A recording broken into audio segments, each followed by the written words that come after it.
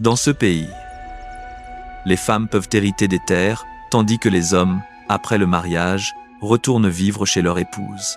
Un roi a même épousé 4 sœurs. Et sur les murs des maisons, vous pouvez apercevoir d'énormes symboles phalliques peints publiquement comme un talisman de protection. Plus étrange encore, c'est un pays qui mesure le bonheur de ses citoyens comme un indicateur de développement national. Voici le Bhoutan, un petit royaume au cœur de l'Himalaya. Numéro 1. Un pays pauvre choisit le bonheur plutôt que la richesse. Le Bhoutan n'est pas un pays riche, et il suffit de quitter la capitale pour le constater rapidement. Dans de nombreuses régions rurales, les habitants vivent encore dans de petits villages nichés au cœur de l'Himalaya. Leur subsistance dépend largement de l'agriculture. Il y a moins d'emplois qu'en ville.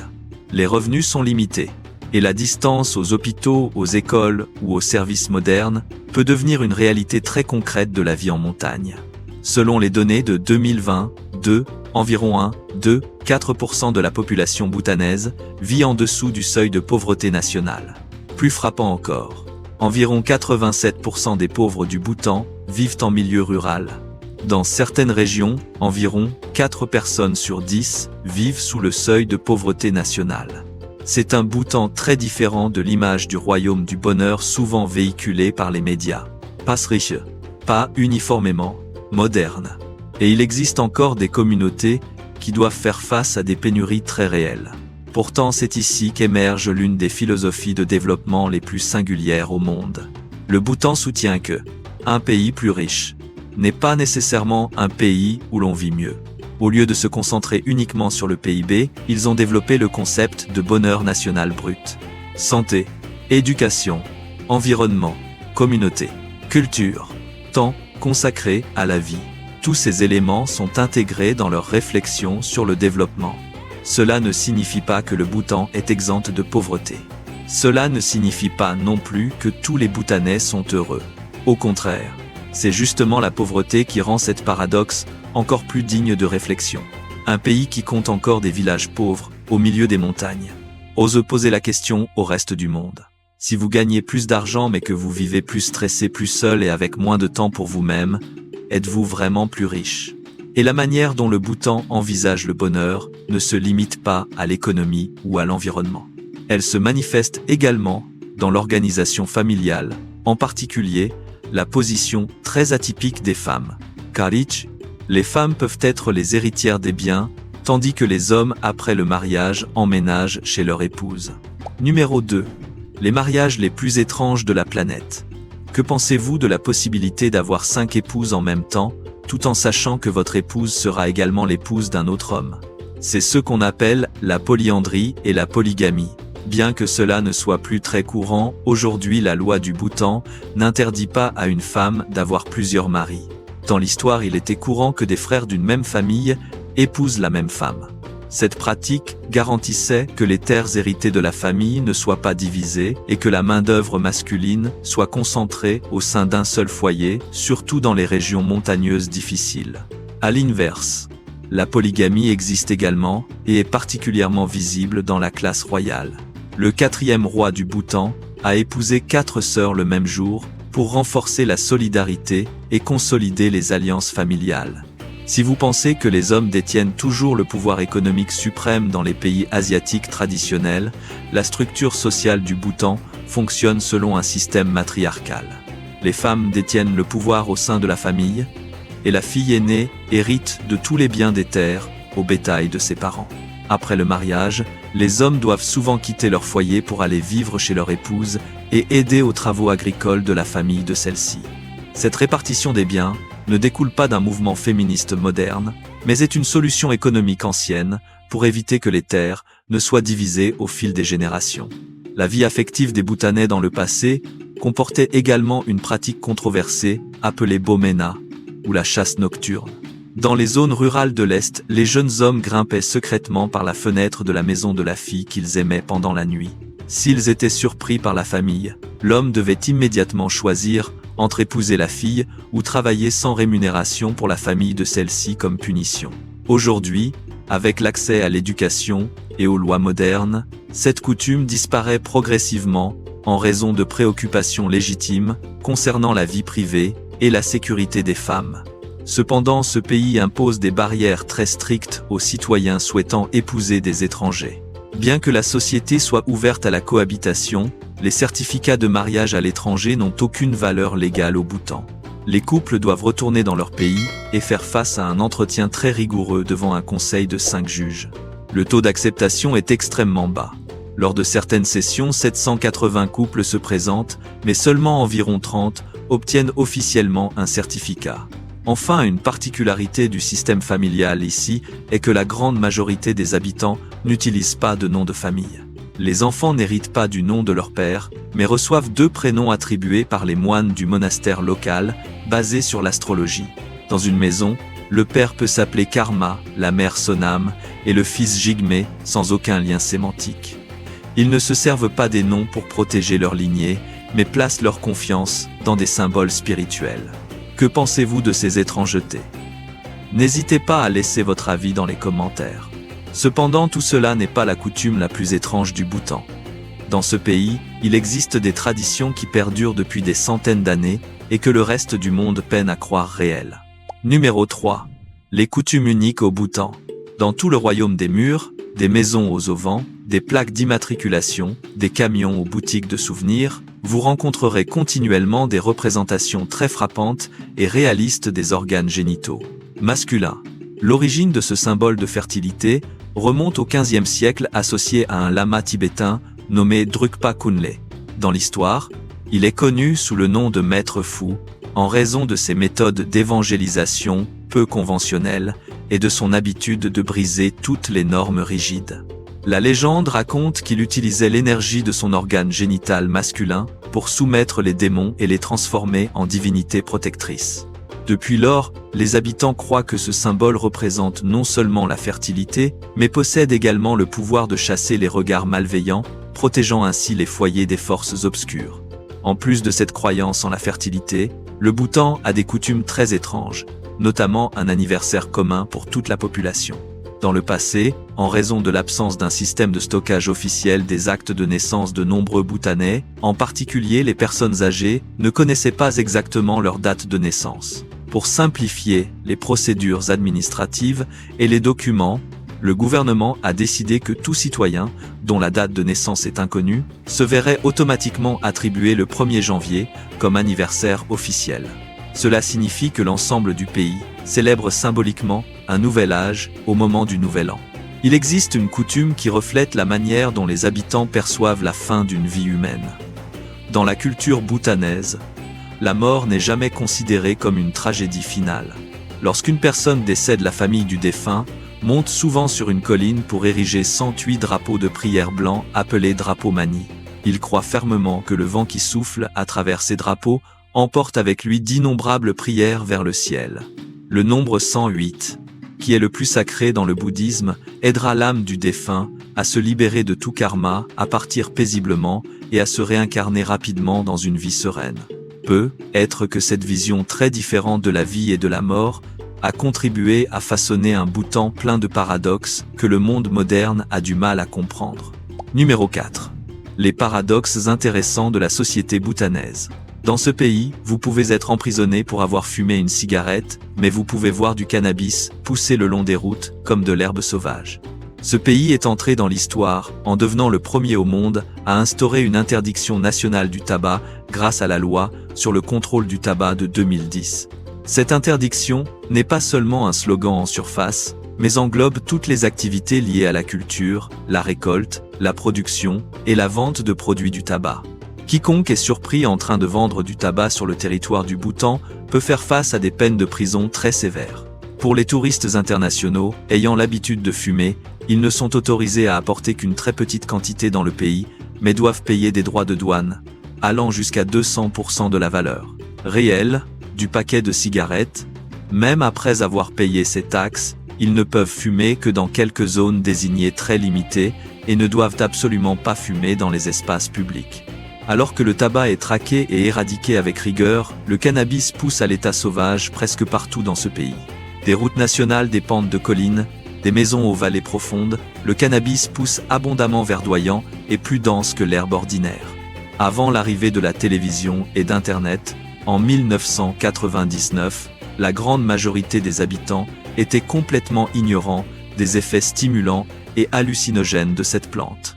Ils ne savaient pas que le reste du monde considérait cela comme une drogue coûteuse et strictement interdite. Au lieu de cela, les agriculteurs bhoutanais pragmatiques considéraient le cannabis comme une mauvaise herbe poussant dans leur jardin. Ils le récoltaient régulièrement en grosses bottes et le jetaient directement dans les enclos pour nourrir les porcs. Ces agriculteurs croyaient qu'en mangeant ces feuilles, les porcs devenaient extrêmement voraces, dormaient plus et prenaient ainsi du poids à une vitesse fulgurante.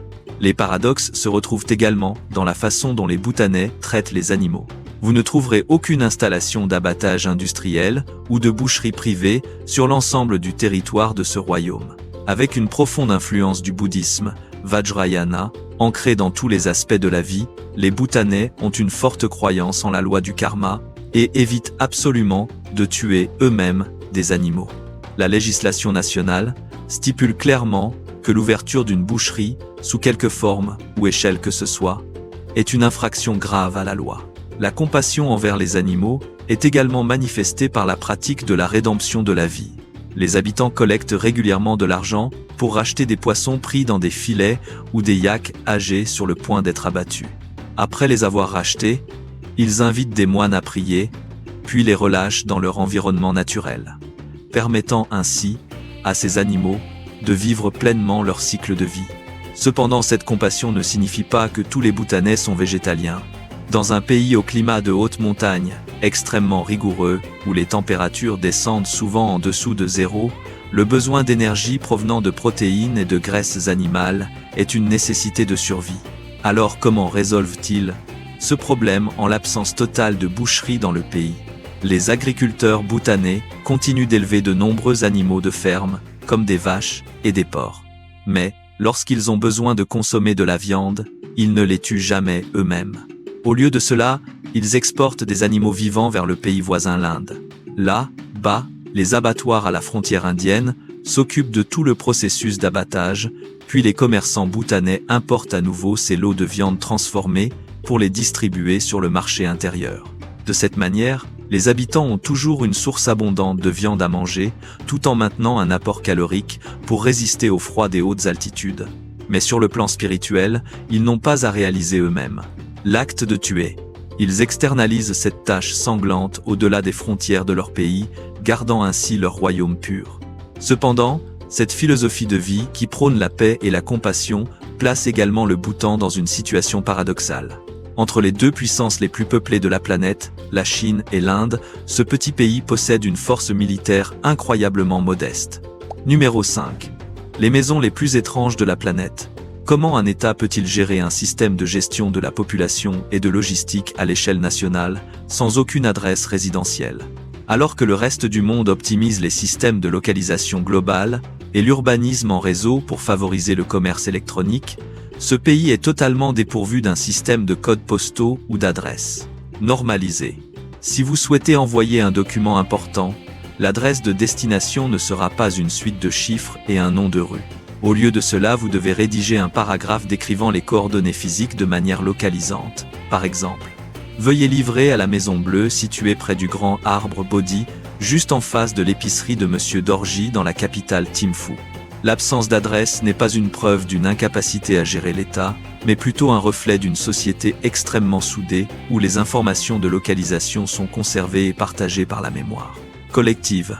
Même à l'heure actuelle, alors que le gouvernement s'efforce d'appliquer un système de codes postaux pour s'intégrer dans le réseau logistique mondial, la grande majorité des habitants continuent de faire fi de ces chiffres dénués de sens.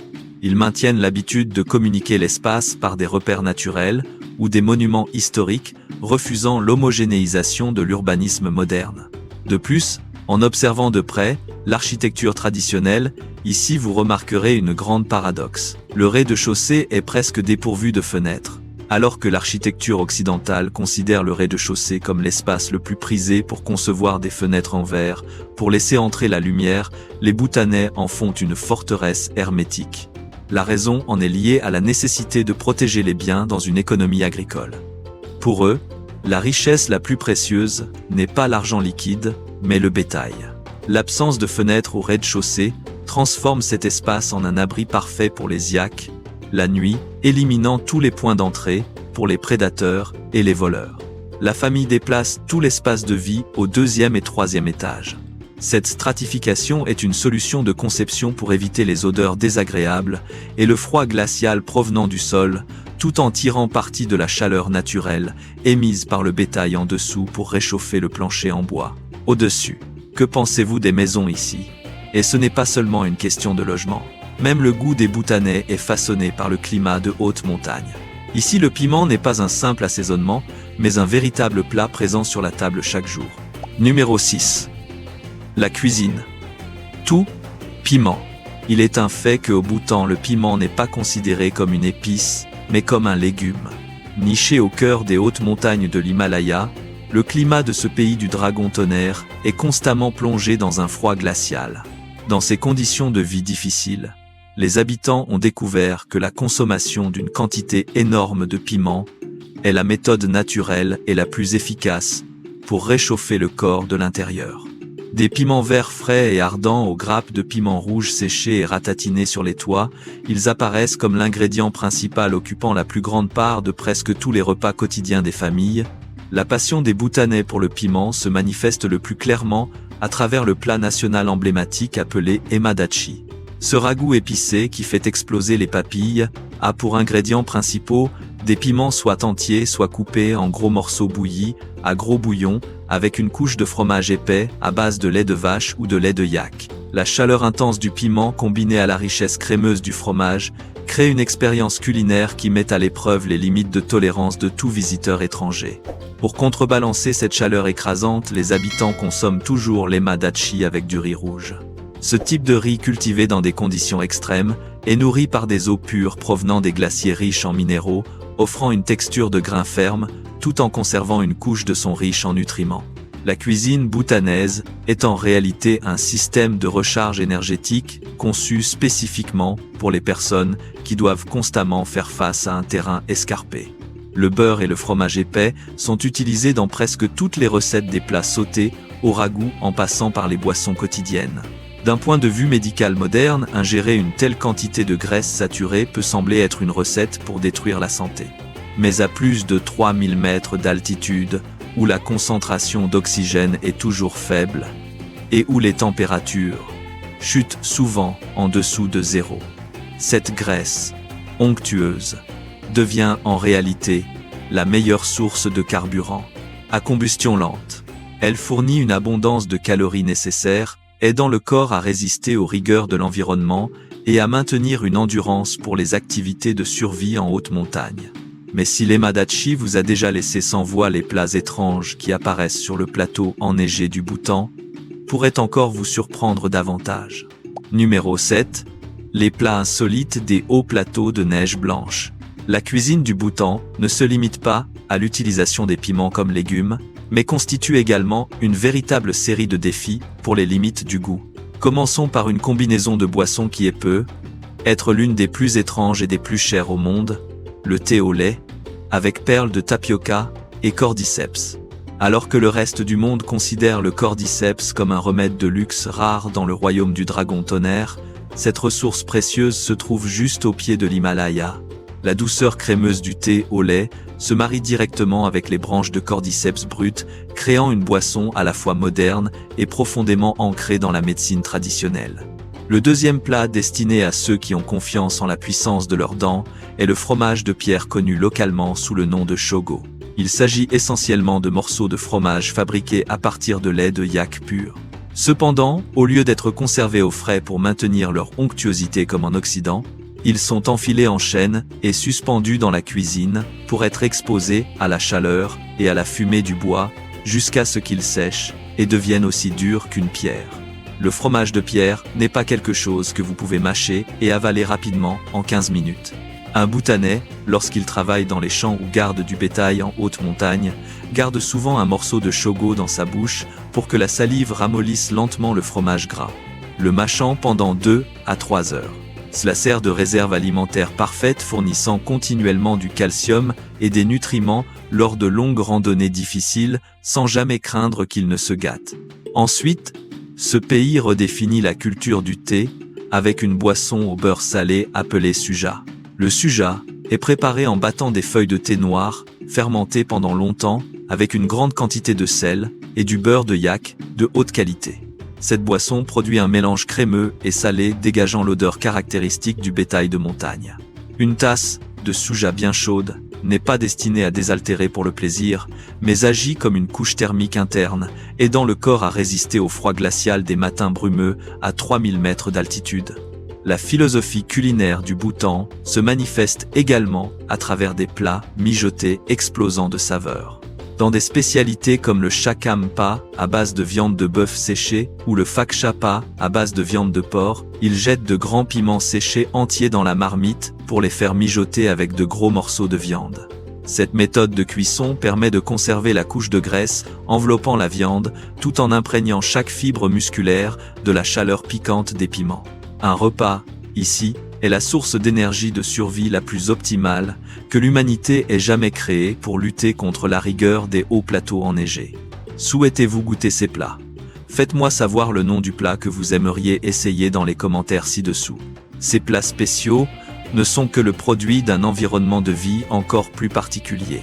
Car derrière la table des Bhoutanais se dressent des chaînes de montagnes majestueuses où la nature continue de poser des défis que tous les êtres humains ne peuvent pas surmonter. Numéro 8. L'aéroport de la mort et la montagne qui refuse l'homme. Le Bhoutan ne se défend pas seulement par des politiques, mais la nature elle-même a créé une forteresse presque imprenable même par les airs.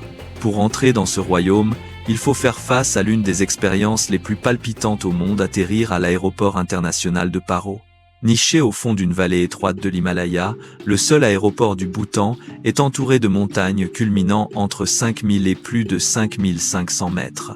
Les rafales de vent sont constantes, et le terrain est si difficile que les systèmes d'atterrissage automatique, les plus modernes, des avions commerciaux, deviennent complètement inutiles.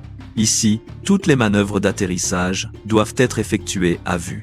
Le commandant de bord doit piloter l'avion en se faufilant à travers des gorges étroites, en réduisant brusquement l'altitude et en se posant sur une piste extrêmement courte. En raison du risque mortel, il n'y a actuellement dans le monde que moins de 20 pilotes qui détiennent une certification spéciale pour opérer à Paro. L'imprenable nature du Bhoutan ne réside pas seulement dans la vallée, mais aussi dans les majestueuses chaînes de montagnes qui l'entourent. Alors que le pays voisin, le Népal, génère des milliards de dollars en commercialisant le sommet de l'Everest, le Bhoutan adopte une approche totalement opposée à la pensée économique capitaliste en refusant la présence humaine.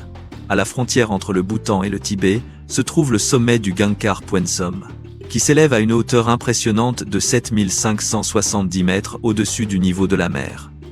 À ce jour, c'est toujours la plus haute montagne au monde jamais conquise par quiconque. Dans le passé, de nombreuses expéditions internationales ont tenté d'atteindre ce sommet, mais toutes ont échoué en raison de cartes mal positionnées et de conditions météorologiques extrêmes. Cependant, la véritable raison pour laquelle cette montagne reste à jamais inaccessible provient de la foi profonde des habitants. Dans la culture spirituelle du Bhoutan, ces sommets qui touchent le ciel ne sont jamais des terrains de jeu pour que les humains démontrent leurs compétences en matière de conquête de la nature, mais plutôt des royaumes sacrés des divinités, protégeant le royaume. Fouler le sommet d'une montagne est considéré comme un acte d'insulte envers le sacré et apportera des présages néfastes pour toute la nation. Pour protéger cette croyance, le gouvernement bhoutanais a promulgué une loi interdisant toute activité d'escalade à plus de 6000 mètres en 1994 et a officiellement interdit l'escalade à perpétuité sur l'ensemble du territoire en Liantianlingsan, et c'est cette foi profonde qui façonne l'identité de tout le pays. Des falaises escarpées aux vallées profondes partout au Bhoutan, on trouve des monuments emblématiques marqués par l'empreinte du royaume du dragon tonnerre. Numéro 9. Une armée faible coincée entre deux géants.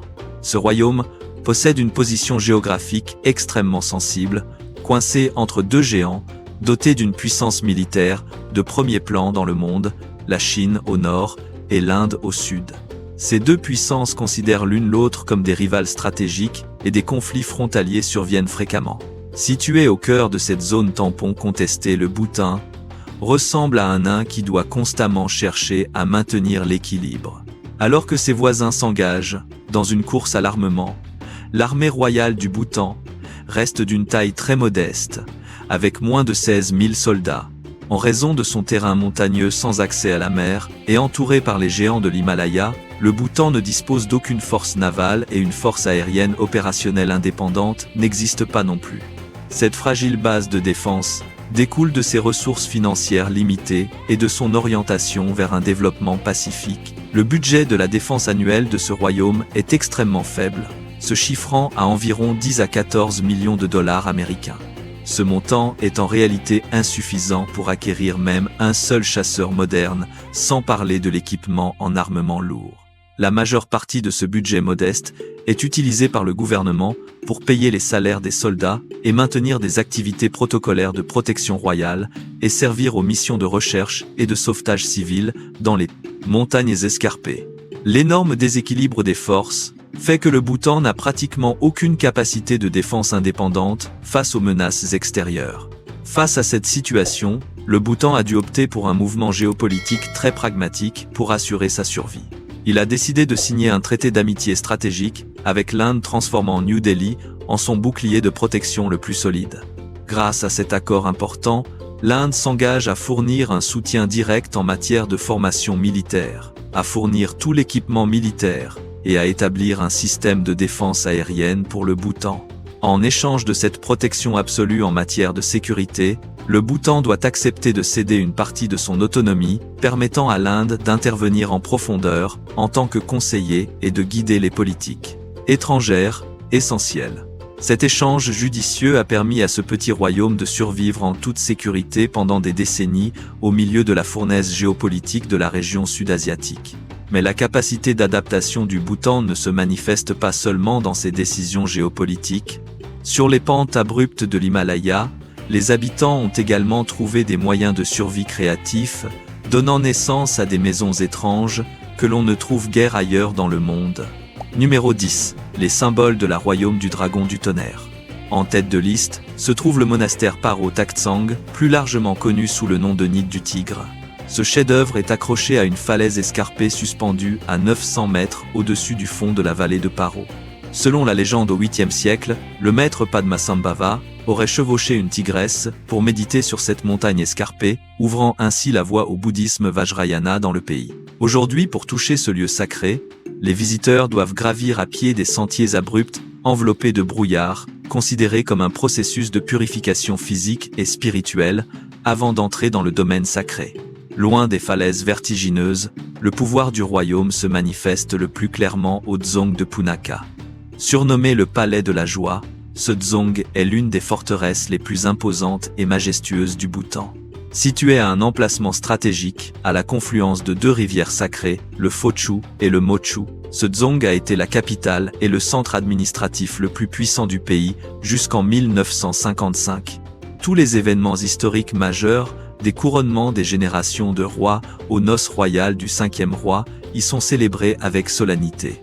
Non seulement le Bhoutan préserve son patrimoine ancien, mais il témoigne également de sa grandeur spirituelle à travers des constructions modernes, comme la statue de Bouddha d'Ordenma.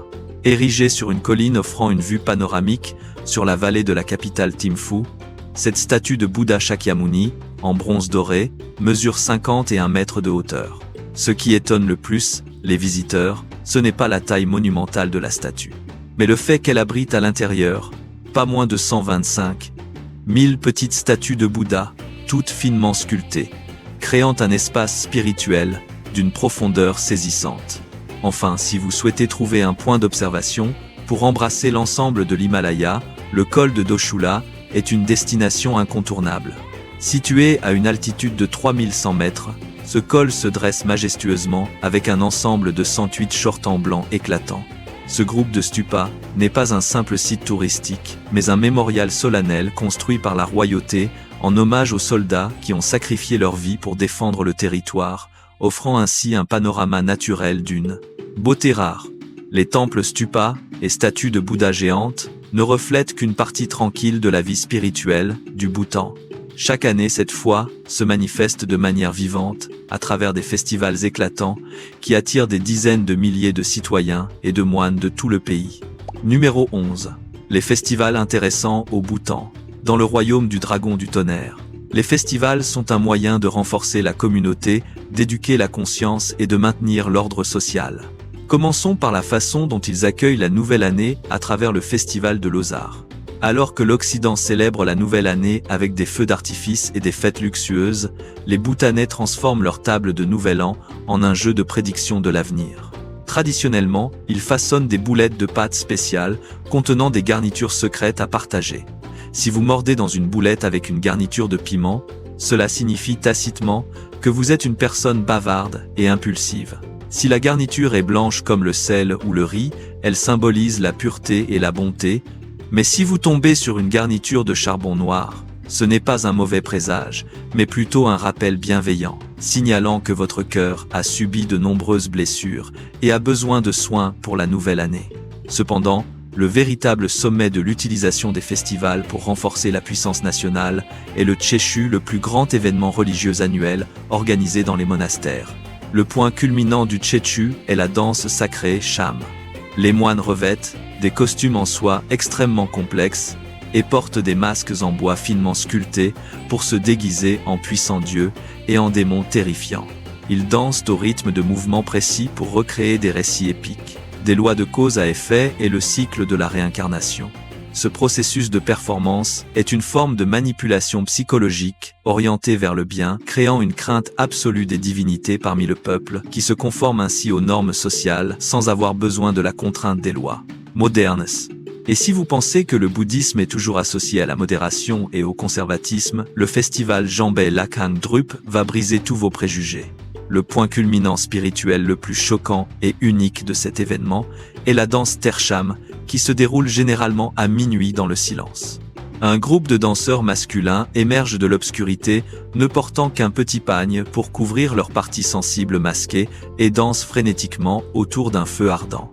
La philosophie derrière cette danse nue provient de la croyance du bouddhisme tantrique qui soutient que les actions brisant les tabous et ayant une nature primordiale et fertile distraient et soumettent complètement les forces démoniaques, cherchant à nuire aux récoltes. Pour protéger la sacralité absolue de ce rituel, le gouvernement bhoutanais interdit aux touristes étrangers de s'approcher de trop près ou d'utiliser tout appareil pour enregistrer. Numéro 12. Les coûts de voyage au Bhoutan. Commençons par les frais d'hébergement. Pour environ 30 à 50 $, vous pouvez vivre l'expérience d'un homestay dans des maisons traditionnelles des habitants où vous mangerez, logerez et profiterez d'un bain de pierre chaude à la manière bhoutanaise. Si votre budget se situe entre 80 et 120 $, vous aurez une chambre privée dans des hôtels 3 à 4 étoiles avec une vue directe sur les vallées embrumées. En particulier, pour un tarif de 500 à 1500 $, vous pourrez séjourner dans des chaînes de resorts renommées comme Aman ou Six Sense. Bien que ce soit considéré comme un prix haut de gamme, il offre une intimité incomparable à celle de toute capitale animée en Europe. En ce qui concerne les frais de restauration, vous pourriez être surpris par leur raisonnabilité par rapport aux frais de visa. Un plat de riz rouge, accompagné d'ema dachi, le plat national à base de piment et de fromage dans les restaurants locaux, ne coûte que de 4 à 7 $. Pour le même montant que vous dépensez pour un café Starbucks à 5 $, au Bhoutan, vous pouvez savourer un déjeuner chaud et nourrissant pour continuer votre randonnée. Si vous souhaitez manger dans un restaurant plus raffiné, à Paro ou Thimphu, avec un menu varié allant de la cuisine indienne à occidentale, le coût se situe entre 20 et 35 $ par personne. Les boissons locales, comme la bière artisanale Druk, sont également très accessibles, à environ 2 à 3 $ la bouteille. C'est là que réside la plus grande différence. Chaque touriste international, à l'exception de quelques pays voisins, est tenu de payer des frais de 100 $ par jour, réduits par rapport à 200 $ auparavant. Où va cet argent? Ce montant ne va pas dans les poches des agences de voyage, mais directement dans le budget de l'État, pour maintenir la santé, l'éducation gratuite pour la population et la reforestation. C'est votre billet d'entrée pour respirer l'air le plus pur de la planète. Si vous prenez un taxi, prévoyez environ 15 à 20 $ pour de courtes distances. Car le carburant dans cette région montagneuse est assez coûteux et le terrain escarpé rend les déplacements beaucoup plus difficiles. En résumé, si vous voyagez de manière économique, vous aurez besoin d'environ 150 à 180 $ par jour. y compris les frais SDF de $100. Si vous souhaitez plus de confort, séjourner dans un hôtel haut de gamme et avoir une voiture privée, prévoyez entre 250 et $350. Et si vous disposez de $600 par jour, ou plus, vous pourrez profiter des services de luxe de classe mondiale. Avec le même montant si à New York vous n'êtes qu'un touriste ordinaire au Bhoutan, vous contribuez directement à la préservation d'un héritage vert, de l'humanité, tout en bénéficiant des privilèges d'un invité de marque au cœur de l'Himalaya sacré.